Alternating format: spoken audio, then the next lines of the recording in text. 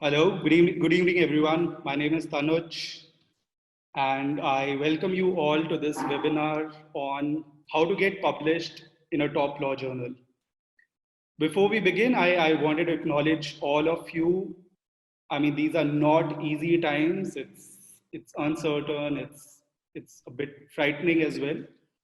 But the step which you have taken for your learning and your growth, it's commendable, and I really acknowledge you for that. We did a webinar earlier, a couple of days back, where we discussed the philosophical, the ontological questions about legal research. A lot of you had questions about, hey, how do we start research? How do we get published in a top law journal? And that's why we thought we would answer your questions through a webinar. Today, we have got three exceptional young people who have been editors in various top law journals of the country. Yeah. Before we begin, I would like all our panelists to please introduce themselves. We'll start with Saranya. Hi, everybody. So thank you, Tanuj, for hosting this session. For the benefit of everybody, I am currently an associate at Khaitan & Company. I've graduated from ILS in 2019 and I've been associated with quite a few journals, not only as a contributor, but also as an editor. One of the key journals that I've been associated with is a journal by NLU Assam, which is in collaboration with Nestle and ILSA, that goes by the name JSLPG. There's also NILS, Indian National Bar Association, and the like. I've been published by Oxford and similar and other Indian counterparts as well. And I think that's enough for an introduction, and pass on the mic to my colleagues and co-panelists. Malini. Hi everyone, I'm Malini. I hope everybody is doing safe and well. I'm a third year student at Jindal Global Law School. I'm the editor-in-chief of the Jindal Law and Humanities Review, and I've also served as the editor for the International and Comparative Law Review.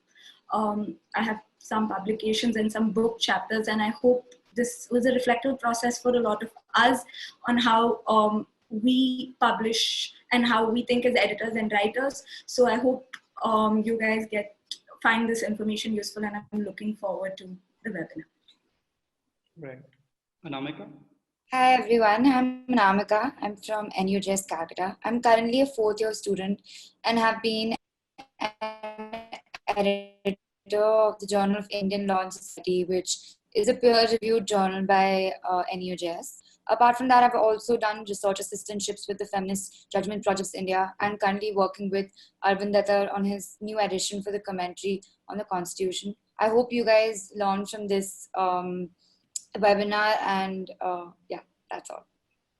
Cool. So I'll tell you how this webinar will proceed. We'll have the first session by Saranya. Will tell us what precedes legal writing. Then we'll have some question and answers. We'll then have Malini tell us about the pre-submission processes. Again, we'll have a short Q&A session. And then finally, we'll have Anamika, who will tell us about the editorial process in a law journal. So with that, I'll ask Saranya to please take it over for her session. So I've been tasked with discussing why legal research and writing is important and what precedes writing and research journey. So as the topic says, getting published into a top law journal, I think there are two requirements which any layman can understand. There has to be a manuscript, that is the legal writing, and there has to be a journal. What I discuss is going to be focusing on the first aspect, that's the legal writing or your manuscript or your end product. And I will not get into what legal writing is, but allow me to at least underline what is the significance of legal writing and why you should bother with it at all. So I think a front runner when I'm discussing the benefit of legal writing, or I would try and make a pitch to you why you should do legal writing, I think the key thing would be skill development. The skill is the skill that you develop by writing on legal aspects is quite varied. Like any other writing that you would do, say even a fictional writing or say poetry writing, what you do develop is a writing skill, a skill to put across what you think to your reader. So that is the first thing, that's the writing skill. The another key skill that you do learn is how to perceive and how to summarize things and write it, or how to succinctly write. It also allows you thought organization, because nobody would write like to, I mean, if you're supposed to, if you hear somebody narrating the alphabets and somebody goes like A, B, C, F, G, H, that'll seem odd because you're so used to a thought process A, B, C, D, E, F, G, H. So I think thought organization is extremely important, because that F that comes out of nowhere can actually be quite an irritant for the reader and put your entire thought or the intention of your legal writing directly out. Another skill that is important is an analytical skill. It can be developed as well as honed. So something like while discussing right to privacy, if you're discussing the judgment itself, sure, right to privacy, Article 21, that's great. But analytical skill would be something like picking up constitutional fraud mentioned by Justice Chandrachud and seeing how is it really a constitutional fraud. So those are certain skills that you do develop. And these are skills for life. These are not just skills that you gather as a student. Sure, if you have these skills as a student, you're doing legal writing actively, you will really be, you'll end up having a quite a stellar CV by the end of it all. But it will not end with your student life. This is something that you'll carry forward with you even professionally. And I mean, take it from me. I mean, working in a law firm, there are various things that you need to do, right? So I work on the corporate side of things. There's a lot of advisory that also comes our way apart from deals and transactions. So when you're writing an advisory, it's as good as writing a legal writing or writing an article, a short article where you have the research questions already outlined. You don't need to think of a topic. So, I mean, those are some things, certain times when legal writing as a student would really benefit you professionally. If you're on the litigation side of it, it will again be extremely helpful when as a junior most person you're tasked with making a brief, a case brief, or making a case brief for the senior advocate and similar things. Another thing apart from professionally is that if you indulge in legal writing and you develop this knack for legal writing, you also open yourself up as a student and maybe post student life also to a lot of side hustles. Like this webinar itself is a side hustle, so to say. Then there is also editorial that you can look at doing with journals and publication houses. You can look at being an author yourself, author a book maybe, and say start a consultancy of your own on how to go about with legal writing. I think I've sufficiently discussed the benefit of legal writing. Allow me to now move on to the core of my presentation. I think it's the first point that I'd like to discuss is the distinction between writer, reader, and editor. So I understand that most of our audience here is a writer, and I mean, when you're writing, it's extremely important that you don't take the view of just the writer. You need to think as a reader, you need to think as an editor. Now, there may be an argument that you have mentally right now when I said this, that, hey, I've never edited a journal. We don't have the resources. We don't get good journals in our library. How are you saying I'd be in the perspective of reader or of editor? So, I mean, remind yourself of a time when your friend ran an email by you to say, hey, I'm applying for this internship, is this fine? So you've done the job of an editor. You've given your inputs. You've read that email and you've given your inputs. So that is as good as good editing email. That editing email is as good as being an editor or getting the editor perspective. And I'm sure I think almost all of us have at least once in our life read newspaper. So that also gives us a perspective of a reader. I mean, if the newspaper could engage you, if you read the entire article, voila, you know what a reader wants. So the idea when you're committing to legal writing is to think from wear all the three hats, be a writer, be an editor, be a reader. Now, what's important is that from a reader point of view, you need to be able to cater something that the reader would like to read. So as I've mentioned it, Do it like you mean it. Write it like you'd read it. Like write it as if you'd read your own stuff. Before you start, I mean, I think this is some movie quote which I'm forgetting right now, but then remind yourself that you are your first cheerleader, you are your first, sales. So if you can't pitch something, your own writing to yourself, then I think you are a failure from the beginning. Then you need to be able to start and pitch yourself to your own self. And if you've sold yourself to yourself, that's where you have it. That's the beginning of the point. So you need to be a reader of what you're writing. You need to have interest in what you're writing. It's only then that your passion will come across in the legal writing, and it will be engaging for others to read who don't have a reason to read your article or your writing, because that's a third party view. They have absolutely no incentive in reading what you have produced. So that's the very first thing. The second thing is, think like an editor.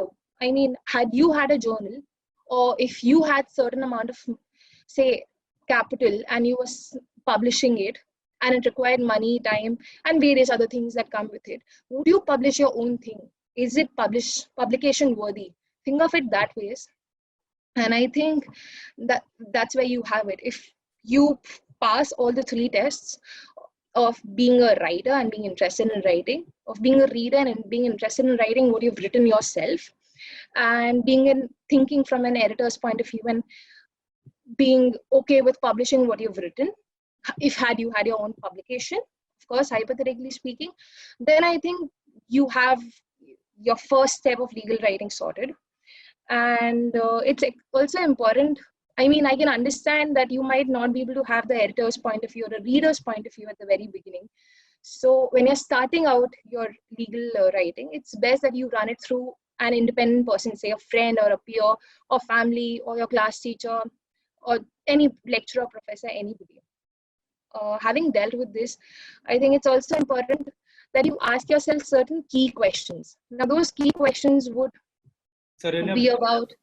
Before you go into that part, yes, Tanuj. I also wanted to sort of jump in and talk a bit about, reading what you have written. This is, when I just started my career, I was freelancing for websites like Legally India and Bar and Bench. And the editor of Legally India told me of something which I remember till now, which is, once you have written something, sleep over it, come back to it the next day, go through it, and then maybe you'll start finding some mistakes, maybe a bit of reorganization, which you have to do to your writing. So I think what Saranya is pointing out, that you be a reader to your own writing is extremely crucial. Yeah, Saranya, you can now continue. Thanks. Yes. Thank you, Tanuj. So I mean, as he pointed out, it's extremely important that you be your own reader. I mean, cannot emphasize that enough. And I mean, sure, I've myself had chances where I've written a draft, gone off to sleep, woken up and changed the draft written it right from scratch again because I thought it wasn't good enough. So there'll be those instances also when you're being your own reader. You will feel that the flow of the writing isn't correct, or it just doesn't make sense. It doesn't ring that bell. It isn't exciting enough. So there would be those moments where you doubt yourself. I think it's extremely important that you move on. I mean, don't let that be a mind block, and complete the task that you've taken in your hand. Do not desert and I cannot emphasize this enough, do not desert your legal writing or the topic that you've chosen just because you feel it's not good enough. I mean, you may have a brilliant idea. Don't desert any idea that you have. And yeah, so moving on to the next one, something that's extremely correlated to the perspectives is asking key questions. Now, when you're in the three roles that you're playing, you need to be able to understand how you go about choosing a topic. So suppose you're discussing, so coming from a sports law journal background, I think a lot of people must have heard about the gender parity that goes in the gender discrimination, and probably the case of Duti Chand. So there was a flux of articles that we received back in 2017-18 on Duti Chand and gender discrimination. So while that was a hot topic and that was selling like pancakes, we had to make a decision of on the editorial board to decide with how many gender discrimination can we really have, and are we getting enough variety. So from the editorial point of view, when you're choosing a topic, sure, you can take up a topic in the mainstream, but it's extremely important that you bring in some novelty to it. You cannot just compile what's available online and give and pass it on, because that is not providing any academic stimulus, that's not adding any value. So it's extremely important that when you're choosing a topic, either you get the first movers advantage and you say overnight, or something overnight would be too much, but say within a week or so churn out an article. Actually overnight isn't bad, because if you look at places like Legally India, and again from constitution point of view, if you look at the blogs of Mr. Gautam Bhatia, they churn out articles really soon. So if you're looking at competing with them, you will actually need to work overnight and finish. If a news is made, you need to have an article within like really soon. That's the gist of it. Say something like the Deloitte BSR judgment that came out day before yesterday. We already have like a lot of academia on that right now. Going back to my sports law journal reference, so from the Duti Chand point of view, we had a lot of articles that came in. So while choosing your topics, you need to be extremely careful that one, if you're choosing a topic and that's in the mainstream, you get it you ensure that you have a manuscript really soon. If you one of the later ones, or even slightly delayed in your making your coming up with your first draft, it's important that you do not have a mere compilation and that you have something novel that you bring to it. I think I'd go back to the right to privacy judgment reference and say that instead of writing on right to privacy, if you write on constitutional fraud and how constitutional fraud is originally related to ordinance and how is it used here, is you can landscape the legal usage or judicial use of constitutional fraud. That's something that will be more interesting to me as a reader, as well as an editor. I'd be thinking, oh, that's a very interesting thing. And so that's how you go about choosing a topic. As far as choosing your agenda is concerned, I think I am a sole believer in that incentive gets everything going. So if you have good enough incentive to write what you're writing on, I think that is what will take your legal writing really far. If your personal agenda is limited to just having a publication on your CV, sure, that's a good incentive, but I don't think that'll take you really far enough. There are times when you need that innate passion to actually write. There can also be a sense that I need a sense of achievement, a sense of accomplishment that is beyond my CV also. Like say getting upvotes or getting a viewership, a reader viewership, or being voted as the most popular blogger on a certain blog. All of those can be sorts of incentives or personal agenda.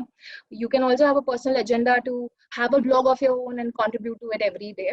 So it's extremely important that you have your personal agenda set. Moving on to the target, I think that largely depends on the journal. So moving on to the journal, it's extremely important that you choose a journal not basis.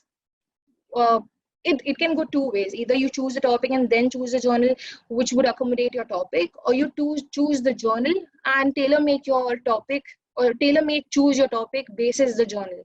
Now, when I say this, it's because certain journal, like for us at JSLPG, we will not publish something on core IPR laws because that does not have any interface with sports law. So it's extremely important that you look at the older editions of the journal, see what kind of writing they've published, and accordingly take it forward. And it is also crucial that you look at the policies of the journal. If the editorial policies are transparent enough, then you know that's a good journal, and that's a journal that's gonna respond to you when you follow up. Because another thing, as a writer I've experienced and as an editor I found extremely nagging, is when a writer follows up with you, hey, what's the status of my manuscript? As a writer, I understand the anxiety, but as an editor, there's an editorial process to it. So if you've submitted to a journal which has a very transparent editorial policy that helps you out, that gives you that solace on the inside when you're as a reader, as a writer, when you're submitting, and generates that confidence. So that's on choosing your journal. And the last thing that I think from a writer perspective that I'd like to say is, if you have an idea, just publish. Just start writing. It doesn't matter which year you are in. I think personally, I've been as a law student, I was told that, hey, you're in second year.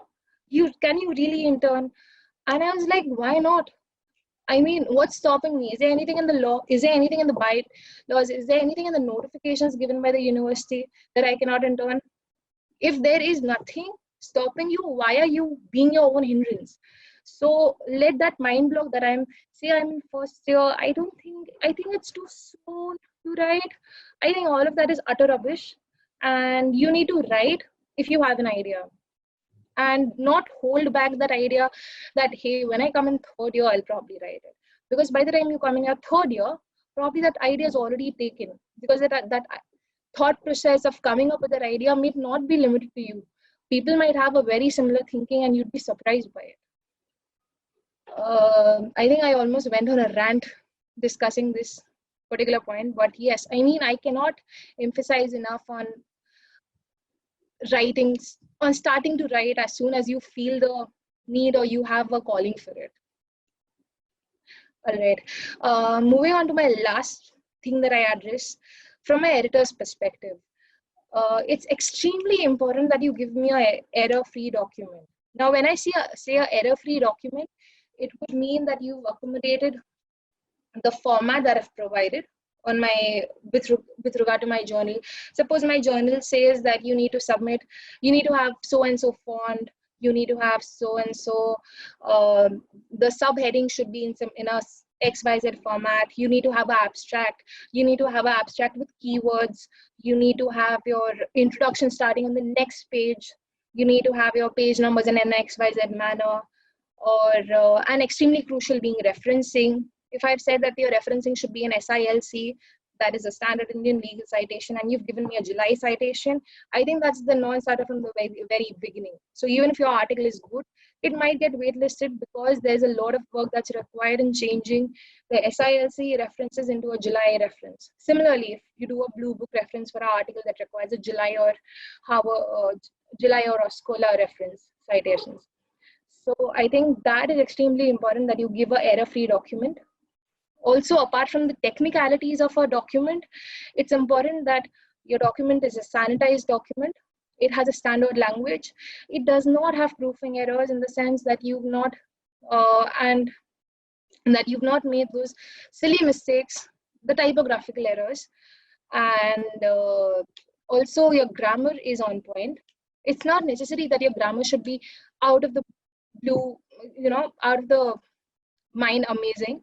It should be just good enough. It should not be disjointed.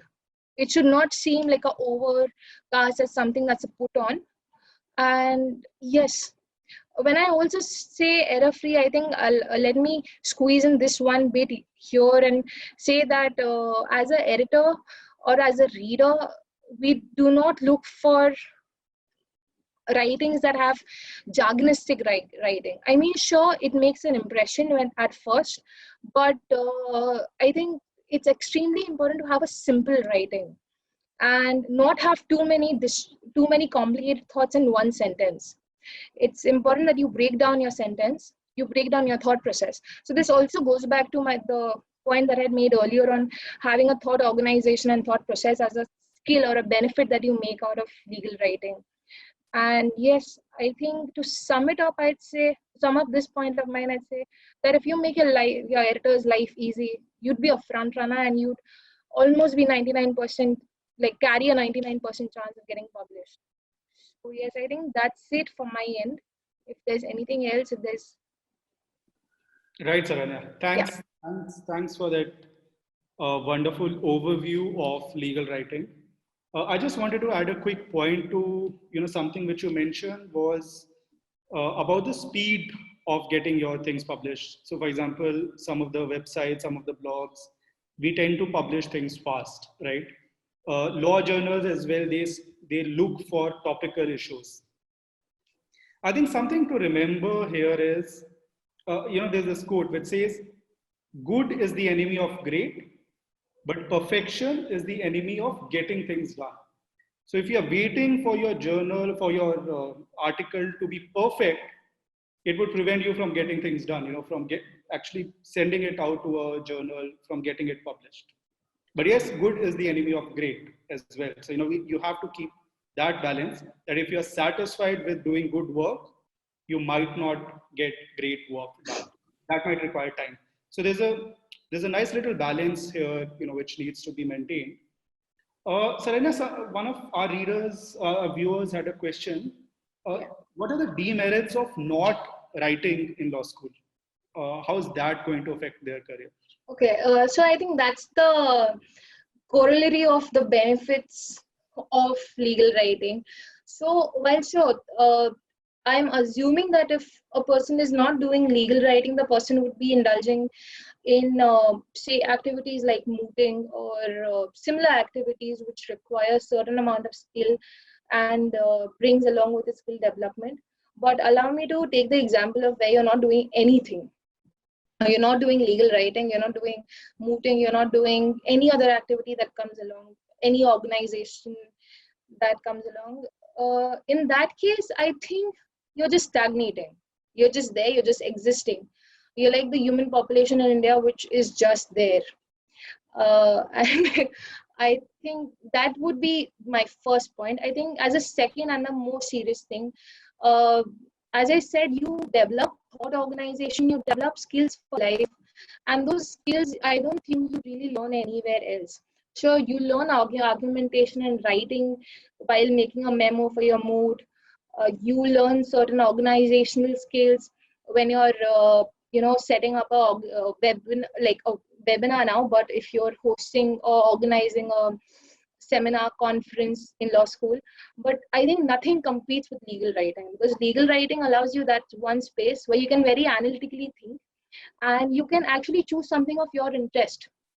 Now when you're doing something like a moot, sure, it might be of your interest, but is under constitution discussing right to religion your cup of tea?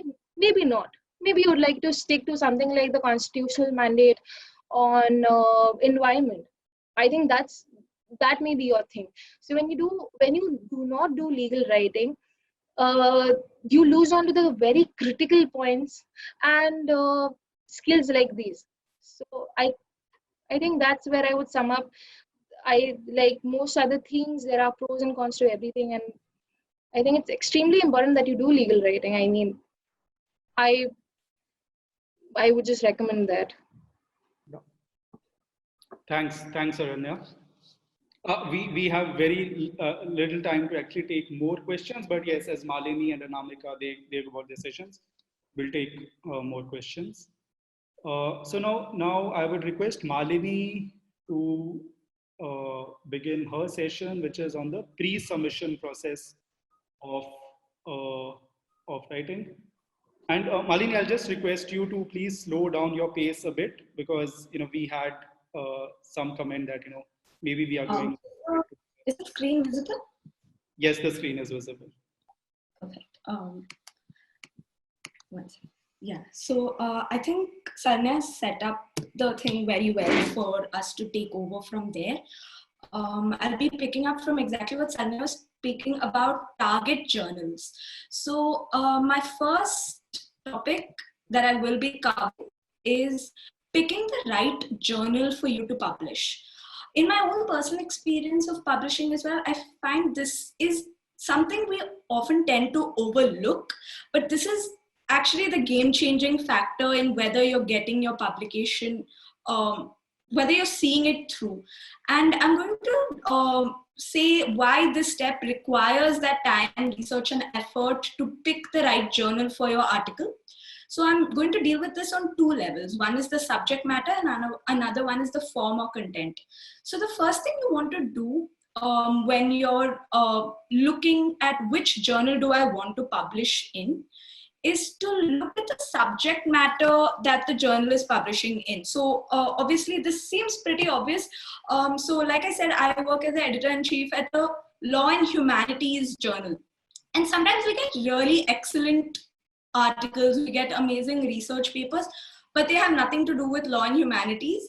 And because of that, we reject it. So make sure in terms of the area of law, the subject matter, you're picking the right journal which is looking for it. And the second step of fine-tuning you do within that as well is to make sure.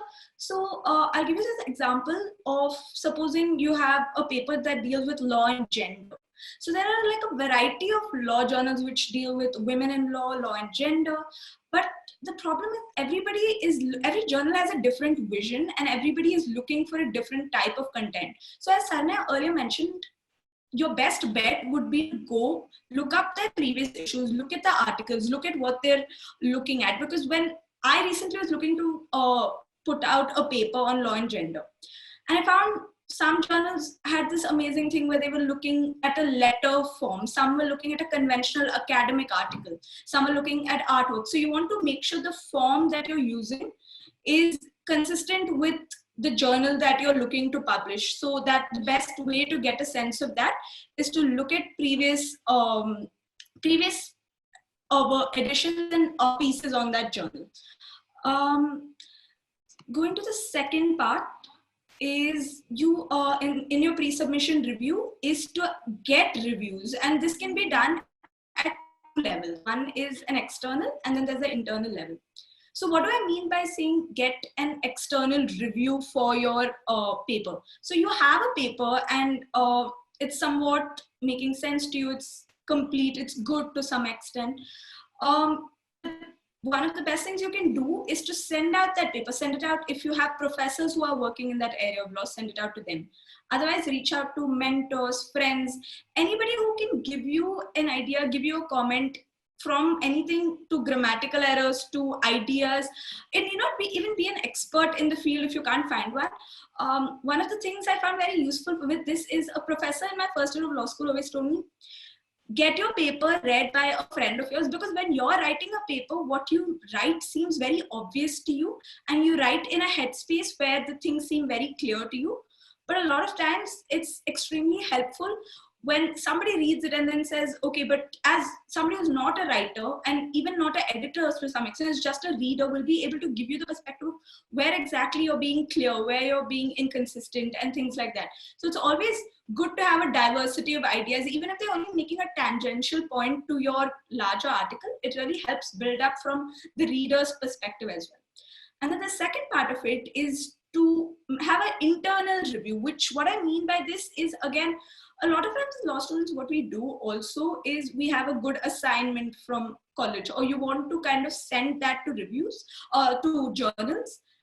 Don't send it out en masse. Like, internal review is to look at your work, look at what the journal is publishing, and see how do you bridge that gap. Customize your work around what each journal requires in terms of style sheet, in terms of form, in terms of content, and always good things to keep your journal. So if you've written a piece, to keep it current is to add something that happened recently and why your article is still relevant. And then look at word limits and citation styles. So always customize your work and engage with existing literature on that subject matter before you send it out to the journal. So the next part of my presentation is going to be talking about language. This is a quote that I was recently reading the book Show Your Creativity by Austin Kleon, where he says, learn to write, use spell check. You're never keeping it real with your lack of proofreading and punctuation. You're keeping it unintelligible. I think this is interesting in the sense that, like Saranya mentioned, your paper need not be perfect, but to the extent possible, and when you have the resources and ability to, make sure to keep an error-free document. Even if it's simple academic writing, curate your work, keep it simple, and minimize, proofread your paper once, even twice, so that it's easier for the editor to go through, and also ensure you have a good structure to your paper. It's always good to divide your paper. It's more readable and more manageable. And Another thing in terms of language which I wanted to address, and which Anamika will later address in more detail in terms of what exactly editors would expect in your cover letter. But I just wanted to briefly say that make your cover letter simple, neat, and clean. Don't avoid unnecessary things. Sometimes you get like a really long cover letter with all that is not necessary. Clean your paper, your name, and your submission, because at the end of the day, what matters is the content in your paper. And also avoid sending a journal simultaneous submission. Some journals also explicitly prohibit. So have a look at it, look at the guidelines, what the papers say, and make it one at a time. Don't send them multiple submissions at the same time. And the last point, but by and large, the most important one is to invest time in your publications. Of course, there are things you write overnight, like a relevant topic. But for larger academic articles, these are a long-term labor, and you have to kind of do your pre-review submission in terms of style, your editorial process, like revise your thing, make sure it's consistent with the journal that you're publishing.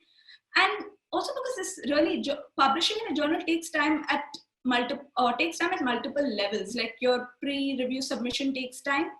And then finally, you seeing it on paper will also take time. So like Saranya was earlier mentioning, of course, you can ask for updates, but also keep in mind, like you don't want to send your paper and ask for an update on the second day, what happened to my paper. So keep in mind, keep it professional or to the extent possible. Sometimes when you're looking through like 60 citations and you have to switch it and customize it for a particular journal that you want to send it to, it often seems time consuming and you just want to get it over with and send it at the cost of compromising on the quality of your work. Always make time, keep yourself motivated. And while Saranya was actually answering the questions, I couldn't control my curiosity. I was looking through the comments. Somebody addressed one of the points I wanted to talk about, which is talking about paid journals. So somebody said, is paid journals valuable for academics if you want to become an academic?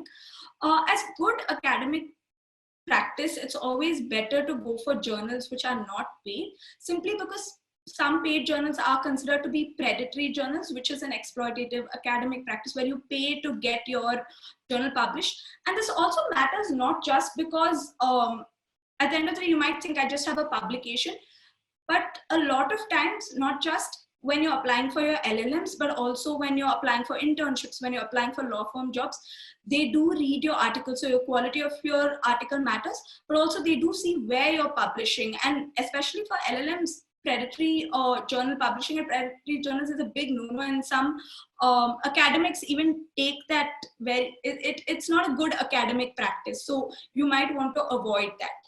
And the last thing I wanted to mention is learn to enjoy the process of writing. I think it'll help you in academic writing in the long run. Go over it, sleep over it. It's a long process, but learn to engage with it. And also quality of publications matter over the quantity in terms of the places you're publishing it and in terms of the number of publications. Because again, like I said, when you're applying for an LLM, even when you're applying for an internship, what I heard from my senior is that they read your papers and ask you about it. So make sure you have quality work that you're putting out. Thank you, Malini. I think you explained the pre-submission process really well and in a lot of detail. I'm sure the viewers have found that to be of use. There are some questions being asked, maybe not related to this theme, is, how do people find quality journals? And before you address it, and I would welcome Saranya and Anambika to address this question as well. I just wanted to mention one point, is that an ISSN number, that is not a signal of quality. ISSN number is just used for indexing of law journals.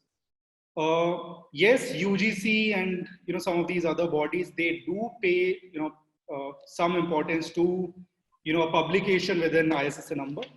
But just to repeat myself, an ISSN number it does not signify quality. It's just an indexing number. So yeah, Malini, if you could tell our viewers, how do they know which is a good law journal? How do they go about that? That sort of thinking. I think one point is obviously an ISSS number is not an indicator for a good journal.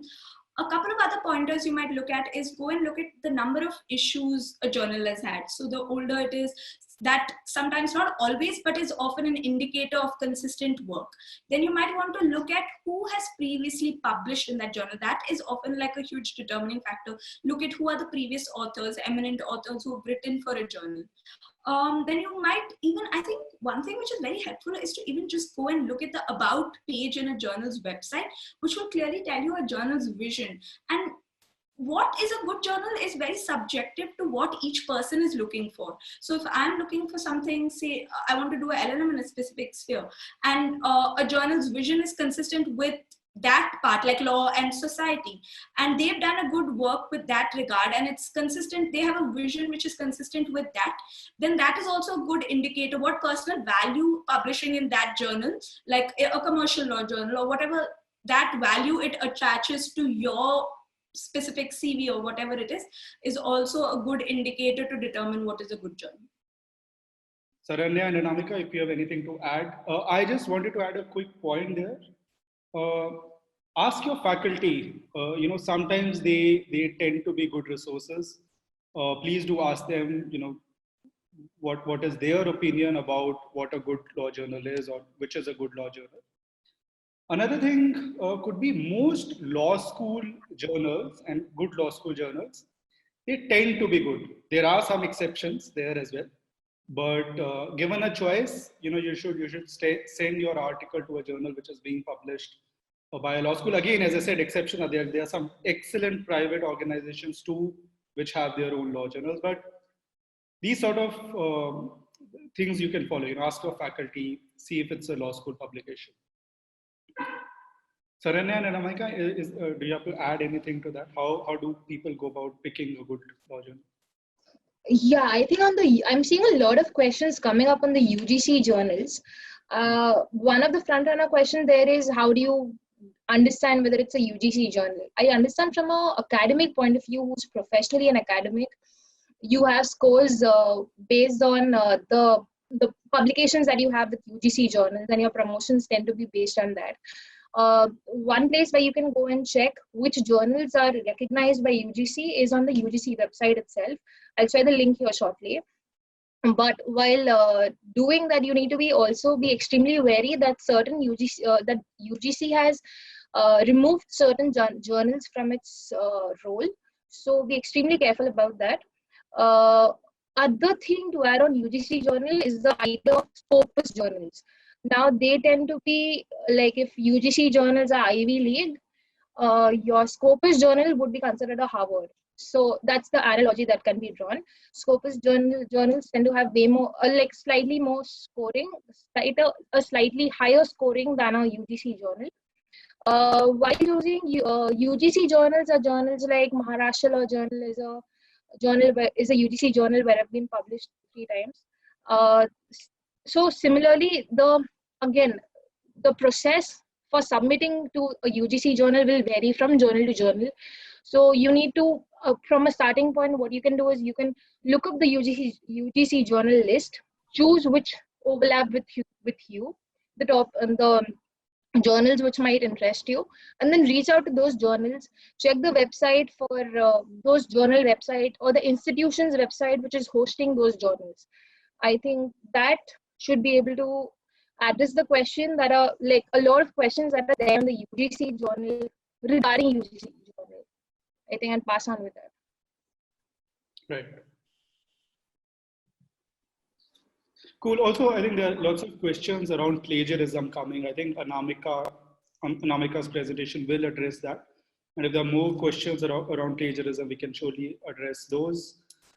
Another common theme which is coming through the questions is the psychological process of, you believing that your work is not good enough. Can you share, Malini, maybe we can start with you. What has your take or your personal journey been about this? I think the thing with academic works is always you tend to, you can, of course, there are times when you're going to doubt whether your work is of a certain quality, whether you're putting the right academic position forward, whether you've engaged with previous literature. I think there's certain part of it which you can deal with, which is to make it the best possible paper that you possibly can. But I think after that, it is for you to let go and allow the journal to get back to you. A lot of times I personally find this a very perplexing thing where I'm like, am I making the correct academic point? And then I think of things like Professor Upendra Bakshi often has written a lot of papers, and then he goes back and revises them and says, I was completely wrong in that paper, and this is my revised position. So I think it's also useful to not look at academic writing as having the final say, but engaging in a conversation. And then you're putting your perspective forward. I think that also helps to kind of reduce the anxiety over you thinking your paper is not good enough. I think also it's important to understand that what you might be thinking is a wrong or a bad idea can be actually seen as a good idea if you have enough substance to back it up with. And like every debate, especially if you're writing on a more like contemporary topic, has two sides. But if you are able to like reference and build on the literature that already exists on that side of the debate, I don't think there's anything wrong with that. It's more based on how you portray your ideas. So I think that's something that should be left to the editorial board to get back to you with comments. And you never know, what you probably thought is bad is probably the most novel and good argument you made in the paper. So from my personal experience, if I'm in doubt about a certain idea, so usually there can be two chances that you have a doubt at the very beginning while choosing the topic. So what I have done as a matter of practice is write to the journal asking them, hey, this is something that I'm considering. Is this a good idea? Does this sound right to you? That is one way. And another, you can also do this process midway while you're in the process of writing. And while this is at the journal end, I'm sure you would have somebody at the professor level whom you trust enough with your idea. So I think you can always go and discuss this idea, bounce of ideas with that particular person. And yes, and I think that also takes me to the point that I cannot emphasize enough on having a trustworthy professor that you can discuss ideas with. Right. Cool. Thanks for sharing your views, Saranya. We'll now go to Anamika's presentation. Anamika, if you could please take it from here. Hi guys, so I'll be basically talking about the editorial process. And now the editorial process can be different for different journals. And what I mean by the editorial process is how a journal goes through your papers and the entire like process that takes place while reviewing a paper, formatting, etc. The process that editors undertake and also the nitty-gritties of it. So taking from what Malini and Sanya already have spoken about, is what we look at as an editorial board is the clarity that the writer has put forth.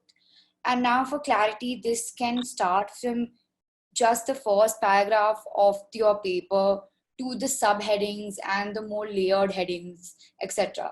So what I would suggest and what I follow while writing a paper, starting off with an idea, is to make a skeleton. So you make like a roadmap as to what your main arguments are and how you would want to substantiate on those arguments. And that's obviously a work in progress, and it differentiates with the research that you find, and sometimes the skeleton can also change. But it's always a good idea to have like broad headings or broad arguments that you would like to research on, instead of just sitting in front of your like computer or laptop and like researching randomly. Because if you take a topic that is broad, it'll be very difficult for you to narrow it down. So first take a topic and then research on what aspect of that topic you would like to write on. Because sometimes we receive really well written papers, but they don't have any structure because they've written about random things in random parts of the paper. So that is something which you should avoid doing. And for this, again, you'll obviously have to invest time and also have a clear idea of what you would want to write. So that's a more subjective part. And I think all the points that I'll be talking about is pretty subjective. But the second thing that I'll be talking about is one of the most important things in terms of plagiarism, which is footnoting and referencing. Now, while reading through the comments, a lot of people have asked what is the ideal percentage for plagiarism, what kind of plagiarism checkers we could use, etc. So what usually law journals, at least in India, do is use Turnitin, and that is either in the beginning itself before we review the paper, or after the paper has gone through at least one round of review, like a preliminary review, to see even if this paper is worthy of going through the editorial process. Now, I don't think there's a set number as to how much plagiarism percentage is acceptable.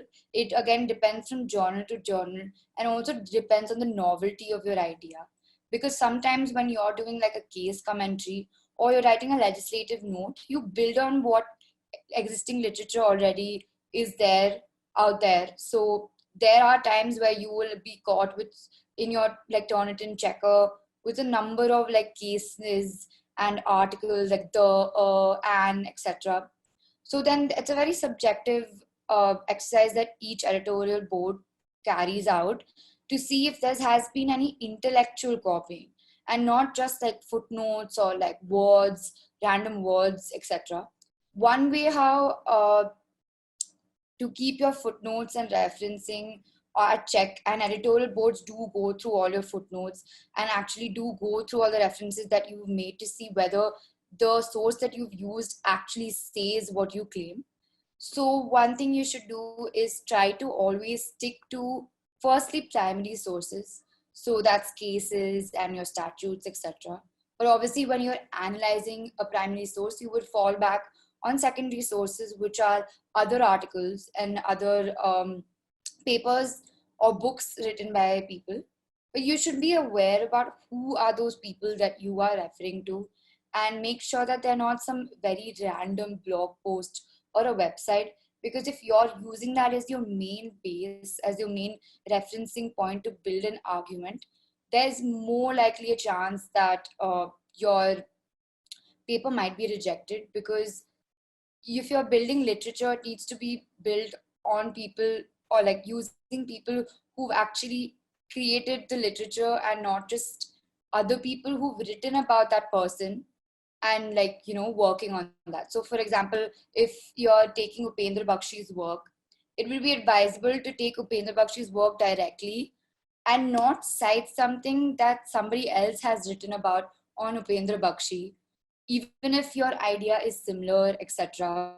It's your idea that you are analyzing further. It's suggested to stick to the primary source instead of going to like another analysis of it and just copying what that person has said.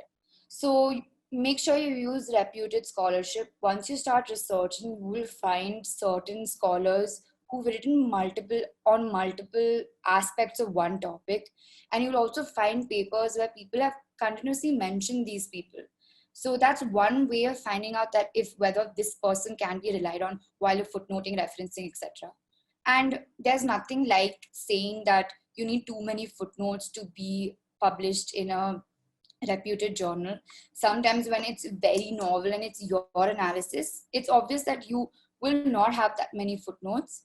But whenever you're taking somebody else's argument or somebody else's analysis, make sure you cite them properly and give them their due credit. Because as soon as we put it in a plagiarism, like a Turnitin plagiarism checker, you'll find out that it'll be highlighted and it'll be said that this is taken from, you know, somebody else's work, which is not a good thing, because it obviously increase your plagiarism index and might just lead to rejection. So next, moving on to line editing. This again has been talked about by both Malini and Saranya, is to keep your document error-free. And now why we say this is that because an editorial board does not want to spend too much time in the preliminary review going through the language, but opposed to going through actually the substance of your paper. So make sure you edit each line before you send a paper. I know that takes a lot of time, but trust me, that makes the process easier for you and the editorial board, because you wouldn't want to receive a paper back with 100 comments on how the language is weak. And sometimes if the editorial board finds the language and the grammar too weak, they might just end up rejecting it, even if your ideas were very good. So that's a line editing is very a simple task. It might take time, but it makes sure it's 100% like good thing to do, because it just makes sure that your idea gets through the author. And it's not like some you make sure you're not using too many difficult words. Like there's a lot of assumptions that people make, that if you want to publish in a reputed journal, you need to know good English. Now, good English does not mean using words that no one knows the meaning of. It's just you having a logical flow and a proper structure and using correct grammar in the paper. So for that, line editing is very helpful.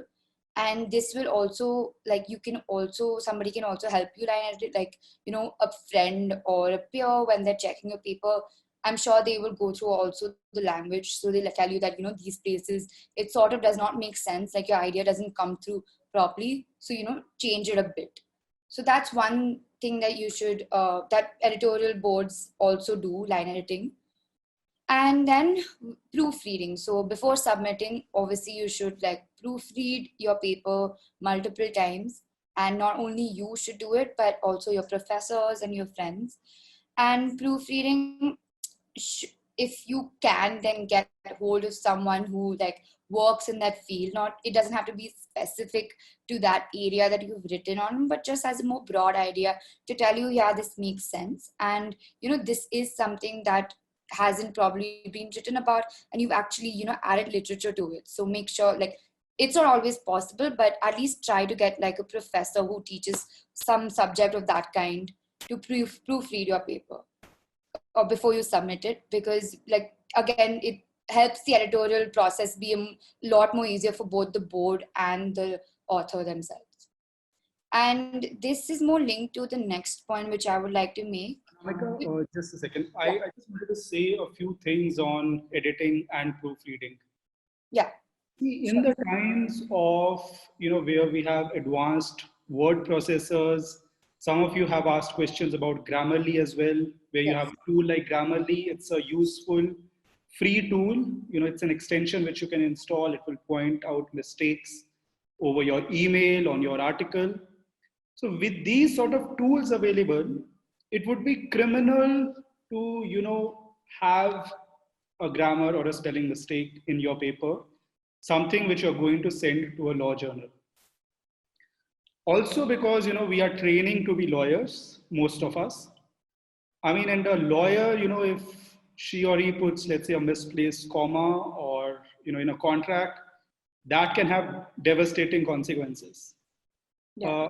So, editing and proofreading, they're crucial. As I said, no excuses for having such mistakes. Anamika, you can take it from. Yeah. So yeah, that's what Tanuj is saying, is that, if you are giving the editorial board too much work on editing the language and not fixing your grammar versus giving us the time to go through the substantive part, many times the editorial board will most probably reject it at some stage if you do not go through your paper properly and correct it. Because how am I supposed to give you substantive comments when I can't make sense of what you've already written? So yes, you can make use of Grammarly. You can make use of other apps also, I'm sure, that are available on the internet for free. And if not, you can always go through your paper once, just to even I think Microsoft Word has this way of checking all spellings, etc. So you can do that and make sure. One more important thing is that if you're following American or British English, make sure you have the whole document in either of them and don't interchange, because that's very, it looks bad, like instead of Z's if you were using S's, etc. So make sure you stick to one particular kind of English that you're using. And even when it comes to abbreviations, etc., define your abbreviation at the beginning of the paper itself, because it's not expected that the reader, regardless of if that person is an editor, already knows what that abbreviation is. They should not be thinking about, oh, what does ABC mean? That should already be defined in the beginning of the paper itself. Do not use too many abbreviations. Try to use abbreviations only in cases where it's the name of like an organization. Like, for example, the United Nations can be defined as the UN, because that's something that everyone does know, that UN is United Nations. But try not to make up your own abbreviations unless you're using them so many times that it will be very difficult for you to meet the word limit in case a journal has a word limit. So the next thing about which is very important is to consider the kind of readership that a journal has. Sometimes a journal is more national, and sometimes it's international in its sense. So if you're writing something on Indian law, make sure that you set the background of the law properly to ensure that an international reader, someone who's sitting in Singapore, gets a brief idea of what you're trying to actually talk on. Or if it's law, or even if it's some other social aspect in India, etc. Make sure you give a proper background to what exactly you're going to write on. And this can be done in the introduction, because it gives a fair idea to the readers as to what you're talking on. Because like, as more popular the journals get, they tend to also have international readers, and you would want your journals to be cited, etc., by international scholarship. So make sure your journal, your paper gives the proper background to the issue at hand, to ensure that all readers have a basic understanding. Next, again, what I've talked about is argumentation, and this has to do a lot with clarity. And then basically whatever point you're trying to put across through your paper, you will obviously have like a broad idea, a broad argument that you will be following on, and you introduce that idea and you conclude your observations of that idea in your conclusion. Make sure you give your idea very clear again in the introduction, because when you're writing a paper, this main argument will run through your article, and make sure you time each section with the previous section, and it shouldn't look disjunct. It shouldn't be like I was talking about A in this section and I suddenly jump to B. You can jump to another topic, but make sure you end it properly and has some link to do with the different subsection or sub-argument that you're trying to address. And this is especially important in terms of empirical papers. Empirical papers are like papers that involve some amount of information collection or data collection, and do not always, it's not critical analysis or analytical papers. A lot of legal journals have actually started accepting empirical studies, because it's seen that, it kind of gives you an overview of how the society functions, and in that particular, topic, how the practical aspects of it. Make sure the practical aspects are linked to the theoretical analysis that you're writing, and make sure it's not very disjunct. So if you're doing like an analysis of the agricultural laws in Punjab, don't do an empirical analysis of just Chandigarh. You'll have to then go and do a more broad empirical study. Or if you want to stick to one smaller place, then make sure you name your paper and you briefly lay down that this is the scope of my paper. So people get an idea about whether this is like what this paper is about. This is very important in terms of argumentation, because if there's no clear argument, again, the editorial board will outright reject it. Sometimes they reject the paper without even going through a proper review. They'll just do a preliminary review and see if your argument which you're trying to make is present throughout the paper. And if it's not, then, they might just reject your paper. Again, the next thing that I'll be talking about is the writing schedule. Now, there are journals which are biannually, annual, have 4 issues a year, or just like randomly give out call for applications. If you have a particular topic in mind and you are working on that, and you see like call for papers, in that area of law. So, keep an eye out. Then make sure you have like a proper writing schedule, because it's very difficult to cram like writing 3,000 words in one particular day. Instead, give yourself some time and divide time and write it. Also, because submission dates should fall with your schedule. So don't try to like just start writing 2 days before the deadline for that journal. Give yourself enough time, because it's very clear to the editorial board who has put in time in the paper and who has not. So make sure you put a lot of give a lot of time to your paper. One thing which I haven't mentioned in my slides, but I would like to mention now, is that there are variety of kinds of papers that you could write on. And there are shorter papers, for example, a case comment or a legislative note, or like notes from the field, which some journals have, and more longer types of papers, which are essays or articles. Now, I know like you can start off with an article. There's no problem writing a 5,000 word paper the first time you want to publish. But if you want to get a hands on and like get more practice on writing, then you can start with responses, reviews. These are also very good ways to learn how to write, because you're responding to somebody else's work. So it makes you think on their lines of what arguments they've made, and whether their arguments are making sense, and whether they have a structure. So kind of gives you the role of the editor sorts, but you're actually writing something. And a lot of journals take a response and reviews as papers in their main issues. So that's something that you could sort of start with. They also have lesser word limits, like they have 1,500, 2,000 word limits. So now again, a case comment, especially where a case is very new, and if you see that no one has written about that case, but you have certain arguments of that case, about that case, you can write a case comment on one aspect of the case also, because again, case comments are 2,000 to 3,000 words. Apart from case comments, there's also again legislative notes, which is basically commenting on the legislation. So I don't know if you've seen a variety of organizations which give their comments on a particular legislation or policy paper. So you are doing something of that sort. So one very simple example would be the Personal Data Protection Bill. You seeing some sections, taking some sections from there and analyzing them with the existing privacy jurisprudence in our country already would be something that is a legislative note. Lastly, what I would like to speak on is a cover letter. So basically, a lot of journals require you to submit a cover letter along with your paper, and also give you a specific subtitle that you should put in the subject of your email.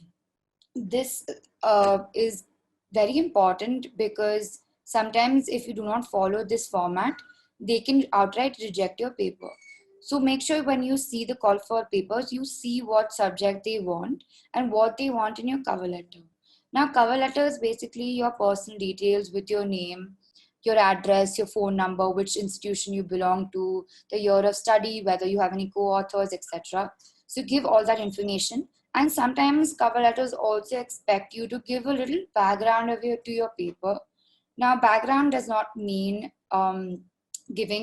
reproducing your abstract, but it's just to give them a brief outline of your paper, like a roadmap of sorts. So make sure you go through all the editing and styling guidelines that have been mentioned in the call for applications as well. Some journals are very particular with the kind of font, the size of the font, the footnote format, the citation style, etc. So make sure you adhere to all that, because you don't want to go through that extra burden of the journal just sending it back to you and saying, please redo everything. So that is one more thing that you should take care of, is editing and styling requirements. And lastly, one more thing before we can move on the question and answers is of word limit. Now, some journals give a range for like 5,000 to 7,000 for essays, 10,000, 8,000 to 10,000 for articles, etc. And most of them do not include footnotes, but some do. So make sure you go through again the submission guidelines before you submit a paper.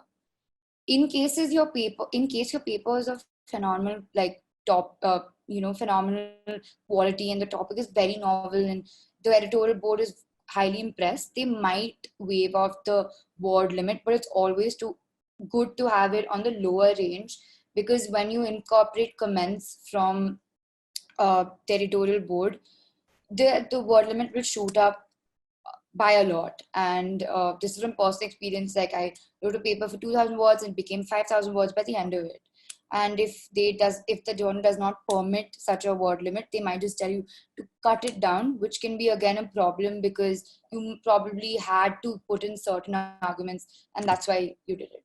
So now, Tanuj can take over, and we can have the question answer session. I hope my tips help you in some way. Sure. Thanks, Anamika. That was very useful and very detailed as well.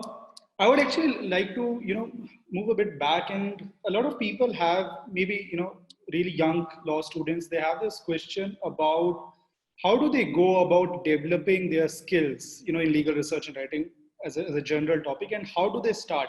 And maybe, we together could answer this question.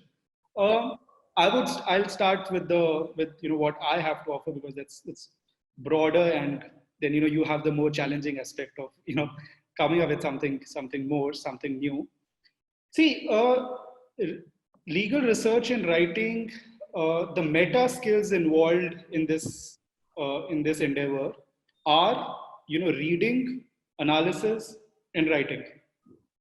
And once you get in the habit of reading good text, it could be, you could start with newspapers, you could start with law journals. You sort of get into the habit of correct vocabulary, correct language structure, correct argumentation. So you imbibe those skills by reading a lot. And then when you read a lot, if you start writing regularly, and not just writing regularly, but also getting feedback, as some of our panelists have suggested, you can get feedback from a senior from college, from your faculty member, someone you trust. So this feedback is crucial. Unless and until you're getting feedback, you won't know where to improve your writing. Is your structure a bit dodgy? Do you need to work on your language skills, etc.? So reading a lot, writing a lot, and getting good feedback, it forms the core of good research and writing skills. And of course, our panelists have taken us through the nitty-gritties of the publication process. So do keep that in mind. Sarana, if you could tell us anything else, which we can tell our viewers about how do they go about developing their research and writing skills, and Malini and Anamika, you as well. Yeah, sure. So, in fact, I've answered a few questions. One of them is the skill that is required to do legal writing.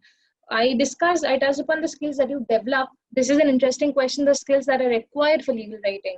So one would be a skill of reading the law as well as the normal content that's there. Safe. I mean, my favorite go-to example is read a newspaper. You know what a reader wants. And reading the law as a law student. The second skill would be to be able to analyze and the ability to match the law with the fact or the research topic that you have in mind. That's one of the key skills again. This can also be called the analytical skills. And another skill that you require is some amount of writing skill to start out with. I'm sure I understand that there's usually a debate that not everybody has all the skills. But remember, as a school student, you probably must have done some essay writing. So you have some amount of writing skill. So, you capitalize on that. And yes, so I think these three skills, reading, analytical, and an ability to analyze, and some amount of writing skill to start off with as a first-time writer. So to taking from what Saranya mentioned, also like essay writing from school even if you haven't done it, there are multiple essay writing competitions that even Lawctopus posts throughout the year. And that's a great way to start like legal writing, because it also gives you a specific topic and gives you a theme, even if it's not a specific topic, a theme that you can think about and probably frame arguments on, and like, write with your friends. And this is a very good practice to start like getting involved in proper pure, like academic writing. So yeah, essay writing competitions even at the college level is a very good way to start practicing, in my opinion. Malini, anything to add to that? Yeah, I think three of you have actually covered most of it. And I think if, as a law student, if you're looking for what do I write about, looking for topics, like some of them had asked the question, and where to start writing, I think the best place to start is just start with your course material. If there's something that's been covered, look up at what authors are writing about it. And then when you feel like you have something to say about it, then get to writing. Also, the part of it is also to get to the writing. That might seem like the most intimidating part. So your first draft need not always be your finalized version. Just put your thoughts on paper. There's this formula that people who do a lot of writing follow, which is FBW, which is basically your first draft will be FBW, fast, bad, and wrong. So that way you're not under the pressure to get it right, but you're just putting your thoughts on paper. And then you go back to it and edit it, which makes your life a lot easier. But then you don't have that pressure of, oh, is this the right thing? Just write, get to the part of writing it. No, I think that's a great acronym to remember things by, first drafts always are fast, bad, and wrong. I think we have addressed a lot of questions. There are some very specific questions, which I don't think we can be addressing in this webinar. Things like, what's a peer-reviewed journal? How do you put a footnote? Maybe in a couple of weeks' time, maybe we can publish an article on Lawctopus, with such small questions covered. Yeah. Is there anything else which any of you want to add to the discussion? Any questions which you have found interesting over the chat box which you would like to address? So I'd like to talk something about feedback. And now a lot of journals might reject your paper, but give you feedback that can actually improve your paper. So what Malini had mentioned, that don't send your papers en masse. Send it to probably the journal you think or you really want to probably publish in. I mean, that's some way to select a journal. And send it to them. And in case they do reject it, they'll still send you comments. Now, working on those comments and sending it to another journal is one way of improving your paper for sure. So don't take any feedback negatively. All the feedback that is being given to you on any paper, on any topic, is to make the paper better. And it actually do better, and you can change a lot of things and send it to another journal in case that journal is not ready to accept your paper. I think one point I'd like to add is on co-authorship. So there's this one question I've come across, whether a co-authored journal would, co-authored write-up article would be at par with a independently written authored publication. So usually they treat it as at par, because as long as you have a publication. But from certain standpoints, like when you're submitting it for LLM, it may be considered as a little inferior. I mean, when I tend to get a lot of series while shortlisting editor for the journal that I am associated with. A view that I personally take is that if you've written something along with somebody else, then your final product may not be your original thought. It may not be the real reflection of what your thought process is, what your writing skill is. So I think somewhere there is definitely a slight amount of downside to it, but I don't think that's really recognized so much. While also discussing co-authorship, I must also say that as important as choosing a mooting partner, it's important that you choose the right co-author. I mean, it needs to be compatible with you, and you can't just don't co-author with somebody because you're friends. I mean, you need to have a different compatibility level. I mean, the issues that come off choosing a friend as a mooting partner, and that doesn't go well in that doesn't augur well in the longer run. That tends to happen as a co-author when you're choosing a friend as a co-author also. So be extremely wary when you're choosing a co-author also. And I think I suggest that if the co-panelists also address the whether co-authorship is at par with independent authorship, your views. I mean, I've put forth my personal view on it. Anamika, I think you're on mute. Yeah, I'm sorry. Yeah, so a lot of journals explicitly mention that they don't accept co-authorship. And while some journals do, but it's all mostly limited to 2 authors. And it's also limited to certain types of papers which are longer in nature. Now, even when you're applying to firms, internships, or like master's programs, they'll obviously read your papers. And if they see that it's something more complex, something more long, and you've actually co-authored, then it makes more sense. But if you're just co-authoring on like a probably blog post, I guess that does not have too much value as opposed to writing it alone. So Malini wants to add something. I think also the thing with co-authorship or anything that you look at in terms of journal publishing is the quality of the paper, like something what Anamika tied in. So if it's a good quality paper, and it also depends on the vision of the journal. So I'm only saying this because the journal that I work with, we don't have a limit on co-authorship at all. It can be a 10% thing.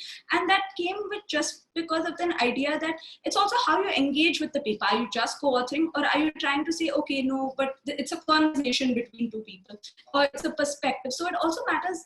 All these aspects also depend on the quality of your paper and how you go about.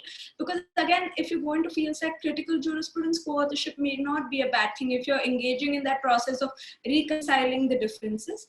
And another thing I wanted to address, which was a lot of questions on the comments asked, is about plagiarism and how do you know if it's plagiarized. Anamika also briefly touched upon this. I think so when you're reading and taking a point from somebody else, that's not engaged with the author. The only right thing to do is cite them, because also journals want you to have read previous work on that topic. It shows that you've done your research. So it's a good thing that you're citing them and you're acknowledging their work.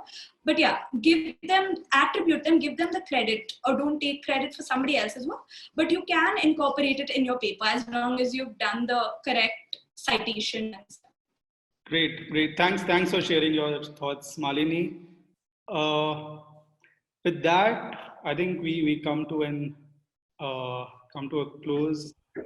At least for now, we have other webinars scheduled. Please do stay in touch. Keep watching. Keep reading Lawctopus, for the future webinars that we announce.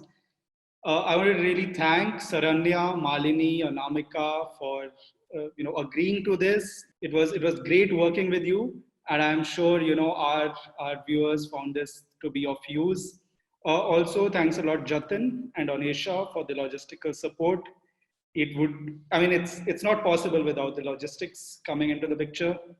Thanks a lot to everyone who has attended this webinar. Thanks a lot for your questions as well. As I promised, give us a couple of weeks time. Addressing all of these questions will be a time consuming process, but we will try to do that through a post on Lawctopus. Thank you once again. It was really satisfying, doing this webinar, addressing some of the questions. Thank you, and see you soon.